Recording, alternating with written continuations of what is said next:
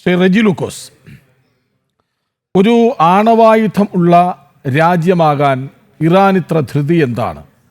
ആണവരാഷ്ട്രമാകാനുള്ള അത്യാഗ്രഹമോ Iran നേരിടുന്ന വലിയ പ്രതിസന്ധി?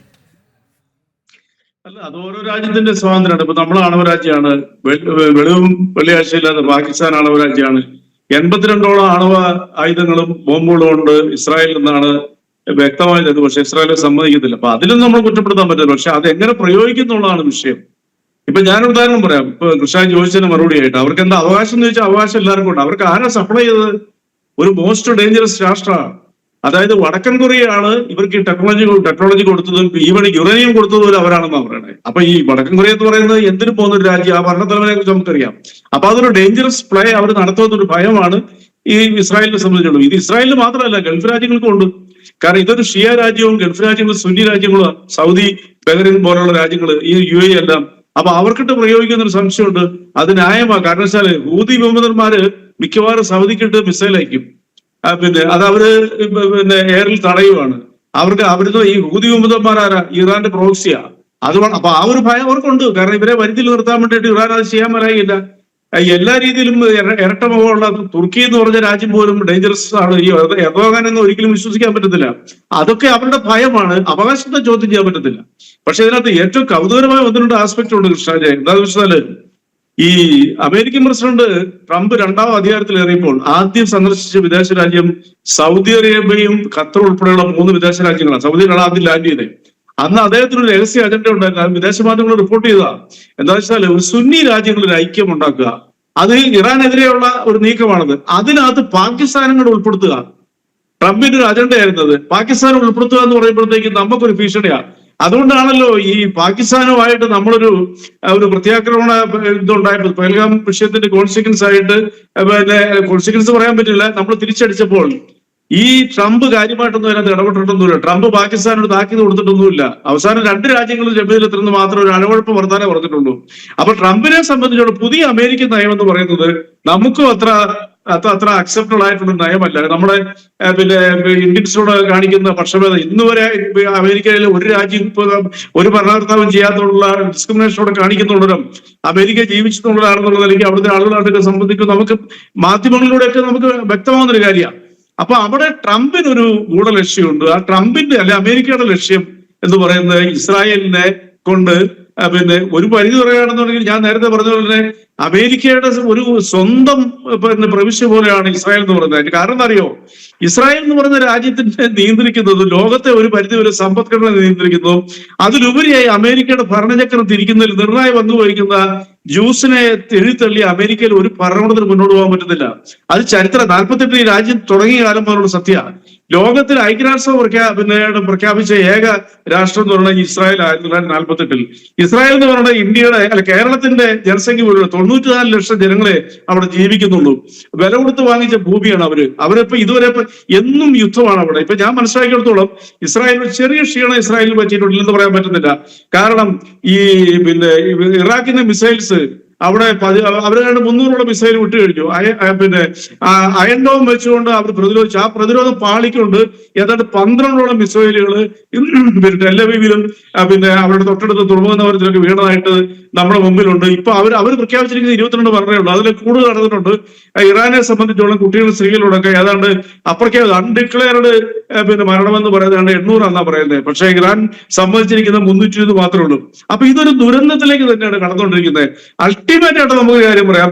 അയത്തുള്ള ഖൊമേനിയെ നേരത്തെ ഇവിടെ ബഹുമാനോട്ട് ബ്രിഗേഡ് സാർ പറഞ്ഞ പോലെ അയത്തുള്ള ഖൊമേനിയെ എന്ന് പറയുന്ന അവരുടെ പരമാധികാരിയെ ആ നാട്ടുകാരെ കൊണ്ട് തന്നെ കസ്റ്റഡിയിൽ എടുപ്പിച്ച് തകർക്കുക എന്നുള്ളതാണ്. പണ്ട് അഫ്ഗാനിസ്ഥാനിലെ മുജീബിനെ അവിടുത്തെ താലിബാന്റെ നേതൃത്വത്തിൽ പിടിച്ച് കൊന്നുകളഞ്ഞ പോലെ അതിലേക്കാണ് വരുന്നത് അമേരിക്കയുടെ തന്ത്രം എന്നുള്ളത് വളരെ വ്യക്തമാണ്. കാരണം ഇപ്പൊ ഏറ്റവും പുതിയതായിട്ട് പുറത്തു വരുന്ന ഒരു വാർത്തയോട് പറയാം. ഞാനിപ്പോ ജസ്റ്റ് നോക്കിയപ്പോ കാണുന്നതെന്ന് വെച്ചാൽ അവിടെ ആഭ്യന്തര കലാപത്തിലേക്ക് ഇറാൻ കടന്നുകൊണ്ടിരിക്കുന്നു.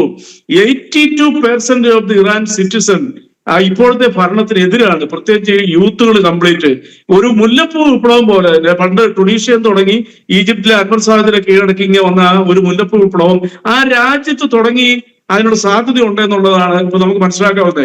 അതിനൊരു കാരണം കൂടെ ഉണ്ട്.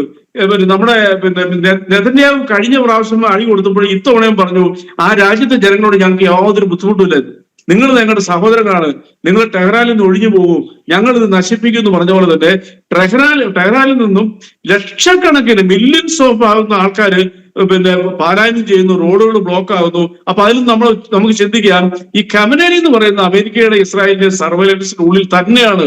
അയക്ക് ഒളിക്കാൻ പറ്റത്തില്ല, കാരണം പവർഫുൾ സാറ്റലൈറ്റിന്റെ സഹായത്തോടുകൂടിയാണ് ഈ യുദ്ധം നടന്നുകൊണ്ടിരിക്കുന്നത്. അപ്പൊ ഖമനേനിയുടെ ഭരണം തീരും എന്ന് 99.99% നമുക്ക് വിശ്വസിക്കാം. ഇറാനിന്റെ അധികം നാൾനാശം ഉണ്ടാകാതെ ഒരു പുതിയ ഭരണകൂടത്തിന്റെ കീഴിൽ, ഒരു പാവ ഭരണകൂടത്തിന്റെ കീഴിലേക്ക് വന്നാൽ അതിശയിക്കേണ്ട. അതിന്റെ നേതാവായിട്ട് എനിക്ക് തോന്നുന്നത് താരതമ്യേന പരിഷ്കൃത ഒരു പുരോഗമനവാദിയും ശാന്തനുമായ പെഷസ്കോനെ അവിടുത്തെ ഇപ്പോഴത്തെ പ്രസിഡന്റിന്റെ നേതൃത്വത്തിൽ ഒരു പാവ ഗവൺമെന്റോടെ വന്നാൽ അതിശയിക്കാനില്ല. ഇറാൻ വീണ്ടും ചരിത്രം തിരുത്തുന്നു. 50 വർഷങ്ങൾക്ക് ശേഷം, അല്ലെ 45 വർഷങ്ങൾക്ക് ശേഷം ഇറാനിൽ ഒരു ജനാധിപത്യത്തിന്റെ കീഴിലുള്ള ഒരു ഗവൺമെന്റ് വരുന്നു. ഇറാനിലെ സ്ത്രീകൾ ലോകത്തെ ഏറ്റവും സുന്ദരികളായ രണ്ടാമത്തെ സ്ത്രീ, ഒന്ന് പാലസ്തീൻ, അത് കഴിഞ്ഞ ഇറാനാണ് പറയുന്നത്. അവരിൽ ഞാൻ നേരത്തെ പറഞ്ഞ പോലെ തന്നെ അവരും യുവാക്കൾ ഉൾപ്പെടെയുള്ള അവിടുത്തെ ജനസംഖ്യയിൽ 82%, അതൊരു 3 വർഷം മുമ്പ് നടന്ന ഒരു രഹസ്യ സർവേയിൽ പുറത്തു വന്ന ഈ ഭരണകൂടത്തിന് വെറുക്കുന്നു. പിന്നെ അമിതമായ രീതിയിലുള്ള അവിടുത്തെ മത പോലീസ് ലോകത്തിലെ ഏറ്റവും നിഷ്ഠൂരന്മാരായ മത പോലീസാ. അതാണ് ഞാൻ പറഞ്ഞല്ലോ, ഇബ്രാഹിം റൈസി പ്രസിഡന്റ് ആയിരുന്നപ്പോൾ, പ്രസിഡന്റ് ആയിരുന്നപ്പോൾ ആ പെൺകുട്ടിയെ കൊന്നതിന്റെ പേരിൽ 5000 ചെറുപ്പക്കാരെയാണ് അവിടെ തൂക്കിക്കൊന്നത്. 5000 20,000 മുകളിലുള്ള ആളുകളെ തടവറയിലാക്കി. ഇപ്പോൾ ആ രണ്ടാമത്തെ ജയിലും തുറന്നിരിക്കുന്നു, ജനങ്ങൾ കയ്യേറിയിരിക്കുന്നു. വാർത്തകൾ പുറത്തു വരാത്തതുകൊണ്ട് മാത്രമാണ്, പക്ഷേ അമേരിക്കൻ മാധ്യമങ്ങൾ അത് റിപ്പോർട്ട് ചെയ്ത് കഴിഞ്ഞു. അപ്പോൾ നമുക്ക് മനസ്സിലാക്കാവുന്ന ഒരു കാര്യം, യുദ്ധം ഒരു ലോക യുദ്ധത്തിലേക്ക് കടക്കാനുള്ള സാധ്യതയില്ല. അറബിയിലെ രാജ്യങ്ങള് ഒരു കാരണവശാലും ഈ സൗദി പോലുള്ള രാജ്യങ്ങളോ അല്ലെങ്കിൽ ബഹ്റൈൻ, ഖത്തറിന്റെ കാര്യത്തിൽ ഖത്തർ പക്ഷേ അങ്ങനെ ഒന്നും അനങ്ങാൻ പറ്റത്തില്ല. UAE, ദുബായ് പോലുള്ള രാജ്യങ്ങള് ഇറാനെ സപ്പോർട്ട് ചെയ്യത്തില്ല. കാരണം ഷിയ സുന്നി ശത്രുത എന്ന് പറഞ്ഞ ഭൂമിയിൽ ഏറ്റവും വലിയ ശത്രുതയുള്ള 2 വർഗമാണ്. അപ്പൊ അതുകൊണ്ട് ഇറാൻ ഒന്ന് തകരാൻ ഈ രാജ്യങ്ങളും ആഗ്രഹിക്കുന്നുണ്ട്. അതിന്റെ സപ്പോർട്ടായിട്ടാണ് ഇപ്പോൾ അമേരിക്ക ഇസ്രായേലിനെ മുന്നിൽ നടത്തുന്ന ഈ നാടകം, അല്ലെങ്കിൽ ഈ ആക്രമണം. ഒരു കാര്യം ഖമീനിയിലേക്ക് ഇനിയും വരേണ്ടതുണ്ട്. ബ്രിഗേഡിയർ വേണു നായർ, അതായത് പെഹൽഗാം ഭീകരാക്രമണത്തിന് ശേഷം പാകിസ്ഥാനൊപ്പം ആരൊക്കെ ഉണ്ടാകും എന്നൊരു ചോദ്യം സംഘർഷാവസ്ഥ വന്നപ്പോൾ ഉയർന്നു കേട്ടു. ചൈന എന്ന് നമ്മൾ ആദ്യം പറഞ്ഞു, പക്ഷെ ചൈന പറഞ്ഞത് ഇരു രാജ്യങ്ങളും ഞങ്ങൾക്ക് അയൽ രാജ്യങ്ങളാണ് എന്നാണ്. അങ്ങനെ പറഞ്ഞു വയ്ക്കാനാണ് ശ്രമിച്ചത് ചൈന. പക്ഷെ അപ്പോഴും പാകിസ്ഥാനൊപ്പം നിന്ന ഒരു രാജ്യമുണ്ടായിരുന്നു, അതിൻ്റെ പേര് തുർക്കി എന്നായിരുന്നു. അതേ തുർക്കി ഇന്ന് പറയുന്നു ഇസ്രയേൽ ദുഃഖിക്കേണ്ടി വരും എന്ന്. ഈ തുർക്കി എന്ന രാഷ്ട്രത്തിന്റെ സ്ട്രാറ്റജി എന്താണ്? തുർക്കി വളരെ സ്ട്രേഞ്ച് ഒരു രാജ്യമാണ്. അവർക്കും ഈ പറഞ്ഞ പോലെ വളരെ പഴയ കാര്യങ്ങൾ, സംസ്കാരമുള്ള ഒരു ചരിത്രമുള്ള രാജ്യമാണ്. അത്താതുർക്കൊക്കെ ഉണ്ടായിരുന്ന രാജ്യമാണല്ലോ. അവർക്ക് അതെല്ലാം പഴയ കാലങ്ങളാണ്. പക്ഷെ ഇപ്പോൾ തുർക്കിക്കുള്ള പ്രശ്നം, അവരും ഒരു വിധത്തിൽ പറഞ്ഞ സുന്നികളാണ്. ഈ നമുക്കറിയാവുന്നതുപോലെ ഇറാനിലും 95% മുസ്ലിം, 99% മുസ്ലിംസ് ആണ്. അതിൽ ഭൂരിപക്ഷവും സുന്നികളാണ്. അപ്പോ ഈ മുസ്ലിം രാജ്യങ്ങളിൽ അവരുടെ ഒരു ലീഡർഷിപ്പ് റോളിലേക്ക് 2-3 ആൾക്കാരാണുള്ളത്. ഒന്ന് ഇറാനാണ്, അവര് സുന്നി ആണ്. പിന്നെ ഷിയ ആണ്. പിന്നെ സൗദി അറേബ്യ വലിയ രാഷ്ട്രമാണ്, വളരെ കരുത്തുള്ള, സാമ്പത്തികമായി വളരെ കരുത്തുള്ള രാഷ്ട്രമാണ്. അതിന്റെ കൂടെ തന്നെ ഈ പഴയ കാര്യങ്ങളെയൊക്കെ ഓർമ്മിപ്പിച്ചുകൊണ്ടും ഒക്കെയാണ് എർഡോഗൻ, തുർക്കിയിലെ പ്രസിഡന്റ്, ഇപ്പോൾ നിൽക്കുന്നത്. അപ്പോൾ അവര് ഈ ഡ്രോൺ ടെക്നോളജിയിലൊക്കെ വളരെ മുമ്പിട്ടാണ് നിൽക്കുന്നത്. അവരുടെ ഈ പാകിസ്ഥാന്റെ കയ്യിലുള്ള മിക്ക ഡ്രോണുകളും തുർക്കിയാണ് ഉണ്ടാക്കിയത്. അതുപോലെ തന്നെ അസർബൈജാനും അർമേനിയയും തമ്മിലുള്ള യുദ്ധമാണല്ലോ ഈ മദർ ഓഫ് ഡ്രോൺ വാർഫെയർ. നമ്മൾ 2020 കണ്ടതാണല്ലോ. എങ്ങനെ ഒരു യുദ്ധരംഗത്തെ എങ്ങനെ മാറ്റിമറിക്കാം, ഇപ്പോഴത്തെ എങ്ങനെ ഇൻഫൻട്രിയെയും ആർട്ടിലറി ടു ആൻ എക്സ്റ്റെന്റ് അത് നേരിട്ട് അത് പറ്റുമെങ്കിൽ, ഇല്ലെങ്കിൽ ഈ ആർമഡ് കോർ പോലുള്ള ടാങ്കുകളും അതിനോടുള്ള അങ്ങനെയുള്ള ഉപകരണങ്ങളെയൊക്കെ എങ്ങനെ ഇറലവന്റ് ആക്കാമെന്ന് കാണിച്ചു തന്നത് ഈ ഡ്രോൺ യുദ്ധമാണ്. ആർമേനിയയെ പാടെ പരാജയപ്പെടുത്തുകയും ചെയ്തു. അതുകൊണ്ടാണ് ആർമേനിയ നമ്മുടെ നിന്ന് ഇപ്പോ പിനാക്കയൊക്കെ വാങ്ങി അസർബൈജാനെതിരായിട്ട് നിൽക്കുന്നത്. അപ്പോ ഇതിന്റെ എല്ലാം പുറകില് ഈ ഇവരുടെ ലീഡർഷിപ്പിന് വേണ്ടിയിട്ടുള്ള തുർക്കിയുടെ ഒരു ആഗ്രഹമാണ്. അവര് എന്ത് വേണമെങ്കിലും ചെയ്യും. പറഞ്ഞ പോലെ ഇസ്രായേലിനെ സഹായിക്കാനുള്ള ഈ ഒരു പാറ്റേൺ ചെയ്യുന്നത് ഈ US-നെതിരായ, അവരും നാറ്റോയിലും ഒക്കെ ആയിട്ടുള്ള ചേർക്കുന്ന രാജ്യമാണെന്ന് നമ്മൾ മനസ്സിലാക്കണം.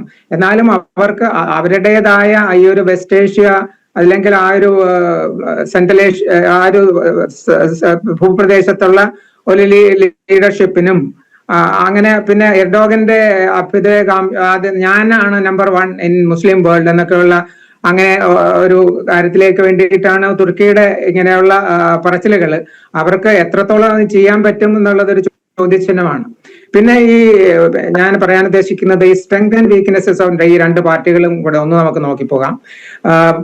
ഇസ്രായേലിന്റെ സ്ട്രെങ്ത് അവരുടെ മൊസാദാണ്. മൊസാദ് ഈ കഴിഞ്ഞ 23 ഒക്ടോബർ 7 അവർക്ക് ചെറിയൊരു വലിയ പാളിച്ച പറ്റി. പക്ഷെ അതിനു മുമ്പും അത് കഴിഞ്ഞു. ഇപ്പൊ തന്നെ നമ്മൾ മനസ്സിലാക്കുന്നത് ഇത് ഈ ഇസ്രായേൽ ഇപ്പൊ അറ്റാക്ക് തുടങ്ങിയ അന്ന് തന്നെ ഇറാന്റെ അകത്ത് നിന്ന് തന്നെ ഡ്രോണുകൾ യൂസ് ചെയ്തു. ഹനയെ കൊന്നത് നമുക്ക് മനസ്സിലാക്കാം. അദ്ദേഹം ഈ ഇറാന്റെ തലസ്ഥാനത്തുള്ള ഒരു ഗസ്റ്റ് റൂമിൽ ഇരിക്കുമ്പോഴാണ് അത് മൊസാദ് ആൾക്കാർ തന്നെയാണ് ചെയ്യുന്നത്, സംശയമൊന്നുമില്ല. അത് പുറത്തു വരാത്ത ചിലയിടങ്ങളിലൊക്കെ വരുന്ന വാർത്തകളാണ്. അവിടെ സീരീസ് ഓഫ് കാർ എക്സ്പ്ലോഷൻസ് ഇതൊക്കെ നടക്കുന്നുണ്ട്. അപ്പോ മൊസാദ് വളരെ ഒരു ഫോഴ്സ് മൾട്ടിപ്ലയർ ആണ് as far as Israel is concerned. അവർക്കുള്ള ഇസ്രായേലിന്റെ പ്രധാന പ്രശ്നം എന്ന് പറഞ്ഞാൽ വളരെ ചെറിയ രാജ്യമാണ്. അതിനെ ഇപ്പൊ എല്ലാവരും പറഞ്ഞ പോലെ ഒരു കോടിയിൽ കുറവ് 90 lakhs ആണ് അവരുടെ ജനസംഖ്യ. അതിലും ഏതാണ്ട് ഒരു 18% അറബ്സ് മുസ്ലിംസ് ആണ് അവിടെ ഉള്ളത്. അവരെയൊന്നും അവർക്ക് സാധാരണ അവരെ ആർമിയിലേക്കൊന്നും എടുക്കാറില്ല. പക്ഷെ അവർക്ക് ഉള്ള പൗരത്വവും അവർക്കുള്ള പൗരസ്വാതന്ത്ര്യവും എല്ലാം അവിടെ ഉണ്ട്. ഇതെല്ലാം ഇങ്ങനെയുള്ള കാര്യങ്ങളാണ് ോടുകൂടി 17 വയസ്സുള്ള ആൾക്കാരെയാണ് ആർമിയിലേക്ക് എടുക്കുന്നത്. ഒരു 1.6 lakhs ആണ് അവരുടെ ആർമി ഉള്ളത്. വേറാസ് ഇറാന്റെ കാര്യം നോക്കുകയാണെങ്കിൽ ഒരു 6 lakhs പ്ലസ് ആണ് അവരുടെ ആർമി. ഒരു 9 കോടിയിൽ കൂടുതലാണ് അവരുടെ ജനസംഖ്യ.